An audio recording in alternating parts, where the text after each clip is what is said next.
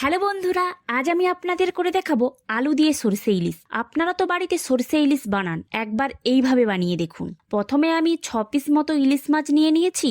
মাছে আমি লেবু রস, লবণ, হলুদ গুঁড়ো দিয়ে ভালো করে মেখে নিলাম। একটা থালাতে সাজিয়ে নিলাম আলু, পেঁয়াজ কুচি, টমেটো কুচি, ফালি করা কাঁচা লঙ্কা, লঙ্কা গুঁড়ো, শুকনো লঙ্কা, লবণ, হলুদ গুঁড়ো, সর্ষে, পোস্ত, কালো জিরে। শিলে সর্ষে, শুকনো লঙ্কা, পোস্ত, পেঁয়াজ, কিছুটা পরিমাণ লবণ দিয়ে মশলাটা বেটে নিলাম। কড়াই গরম করে দিয়ে দিলাম তেল। তারপর একে একে মাছগুলো লো ফ্লেমে ভেজে তেল সহ মাছ একটা পাত্রে ঢেলে নিলাম। কড়াইতে আবার তেল দিয়ে দিলাম কালো জিরে, আলু, উপর থেকে লবণ হলুদ দিয়ে আলুটা ভেজে নিলাম। ওই ভাজা আলুর উপর দিয়ে দিলাম ফালি করা কাঁচা লঙ্কা, টমেটো কুচি, হলুদ গুঁড়ো, লঙ্কা গুঁড়ো। তারপর নেড়ে দিয়ে দিলাম সিলে করে রাখা মশলা। হালকা নেড়ে দিয়ে দিলাম মশলার জল।